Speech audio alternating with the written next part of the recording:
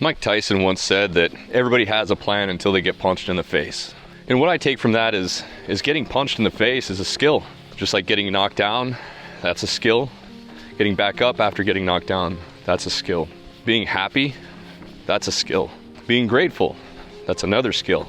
And with that, skills require constant practice. They require constant attention. And if you let those skills fade, which we all do over time, over the course of our lives, we let all those skills go to the wayside.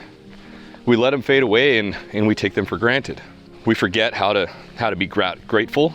We forget how to be happy. Welcome back to another episode of Sweat Talk. My name is Chad. When we forget how to be happy and we forget how to be grateful, then we're reminded of that by the critics. And pretty much every time that we have a critic, pretty much every time that somebody tells us that we can't do something, or they want to try to bring us down to their level, every time really, it's because they're not where we are. They're not elevated in the same way or in the same place that we are.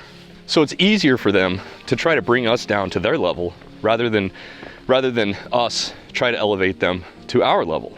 You know, these critics, they're constantly going to say something along the lines of you're full of shit, you'll never make it, you can't accomplish anything. And these critics, they'll be people that you don't even know. You know, the online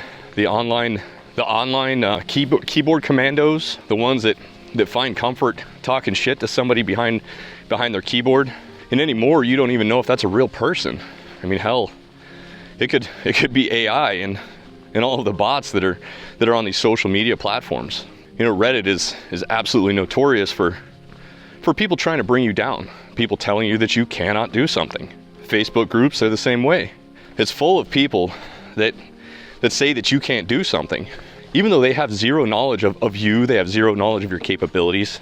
And when we see that stuff, then it just confirms our belief that for whatever reason, whatever it is that we're setting out to do or to achieve, that we can't do it. We're not going to be capable of it because somebody else couldn't. Even though we're completely missing the concept or the idea that the person that's telling us this is not at our level. But these skills like happiness, gratitude, getting punched in the face, we forget where we are starting from. And I think that's why it's so overwhelming to achieve happiness or gratitude or to achieve the life that we want. You know, oftentimes we set these goals that are just so outlandishly massive that they seem unattainable. They seem that impossible to ever achieve. And it's because we're not looking at where we are right now. You know, if you wanted to learn how to be a boxer, if you wanted to become a boxer, you're not going to step in the ring with the heavyweight champ of the world, especially if you're a featherweight. You're not going to be up to that challenge. So when you think about where you're starting from, then you're going to be reminded that you're not there. You're not where you need to be. But it's going to take tons and tons of effort to get there. You know, runners, they experience this all the time. People say something's impossible. When you run a marathon, by mile 19, that's when the brain starts to set in and says, you're done. You don't need to run anymore. And that's irrational thinking. That's our mind, what we believe is our mind anyway.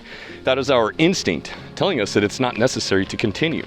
That is our fight or flight instinct that's telling us to flight instead of to continue to fight. In that moment of exhaustion, that's when you have to take back control of your mind. That's when you have to regain the ability to control your mind and to control your thoughts and just continue to put one foot in front of the other so that you can complete that marathon. You're almost there. Hello. Hi. But all it requires is one foot in front of the other. And you're not going to just go from cold sitting on the couch being fat, 250, 300 pounds to going out and running a marathon. In that circumstance, you're going to realize where you're starting from. You're going to realize that getting off your ass and going and running a marathon tomorrow is not going to happen.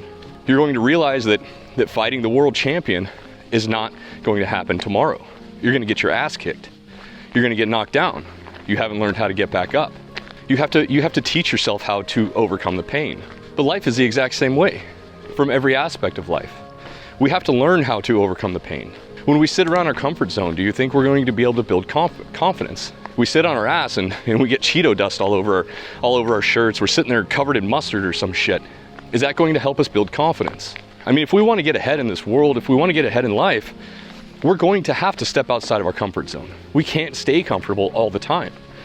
Being comfortable sometimes it's great. It's awesome.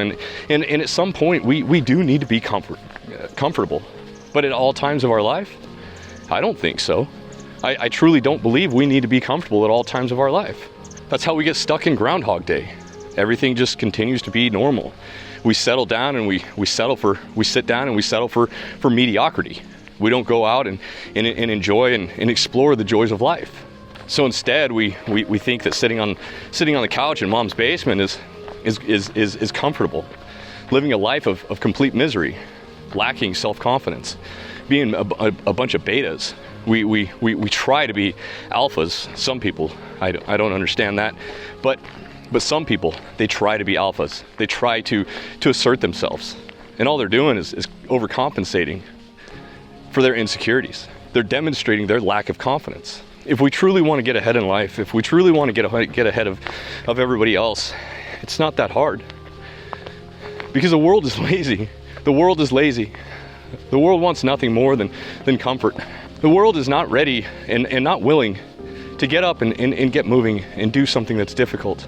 I mean, turn on the news. For God's sakes, look at the news and look at all these people that have nothing positive to say.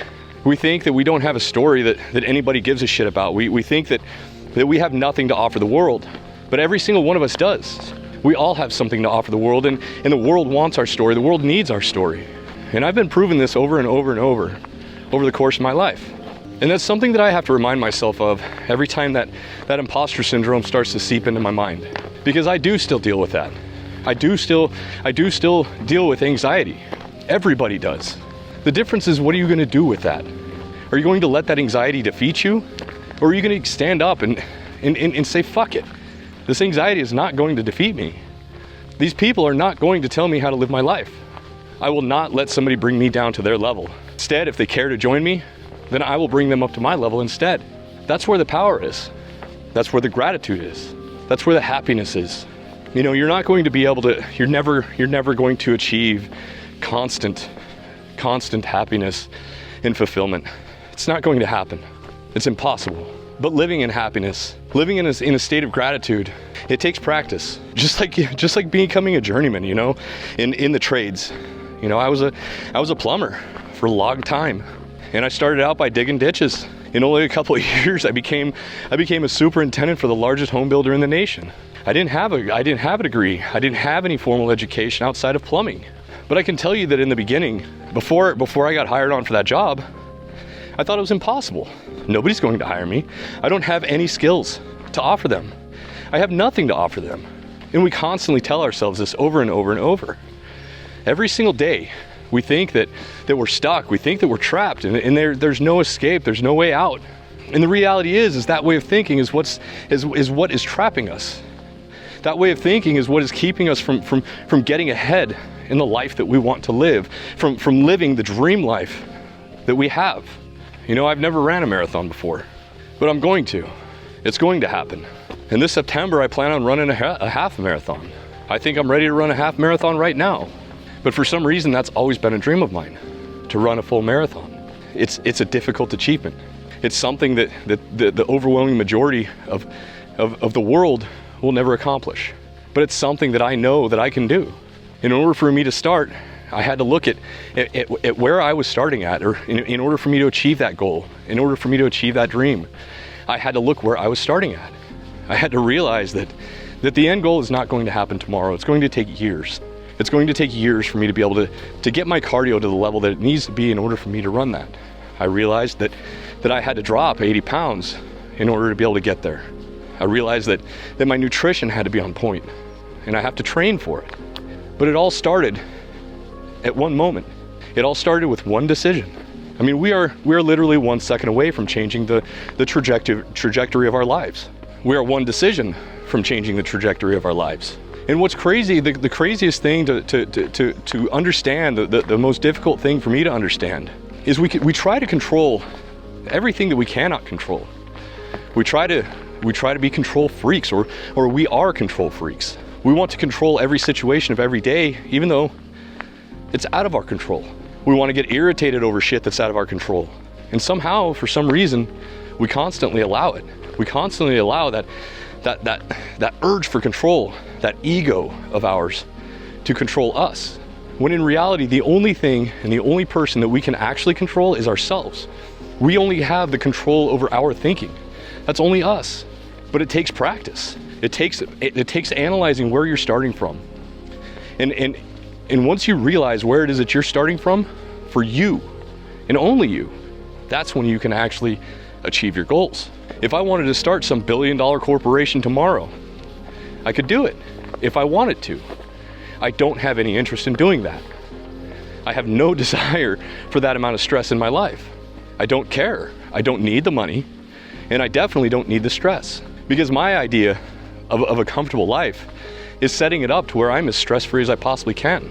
But that also includes doing difficult things. It also includes doing things that I don't want to work, but they're things that I can control in my life. Because we are going to get punched in the face over the course of our lives.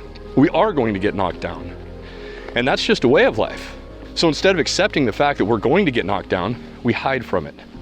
We sit in mom's basement, we don't do shit, we don't get off our asses, and we don't face those difficult things. We blame somebody else for our problems. We blame somebody else for our woes and the struggles and the difficulties that we face that we caused. That's all on us, man. And that's only on us. So if you made it this far, do me a favor and go in the comments and write the word fight. Just that one word, fight. We have to fight for our lives, and we have to control our thoughts. We have to learn that skill. We have to learn the skill of happiness. We have to learn the skill of getting punched in the face. We have to learn the skill of getting back up after we get punched in the face. We have to learn the skill so that we can finish this marathon that we call life. Life is not a sprint, and things aren't going to happen overnight. Good things are not going to happen overnight. And we are one choice away, we are one decision away to fight or flight. And that is one split second and one decision that can change the trajectory of your life. And that is one split second and one decision that only you have the control over. So I hope that you guys are in this fight with me. I hope you guys are ready to fight back and regain your life. Regain the happiness that you once had as a child.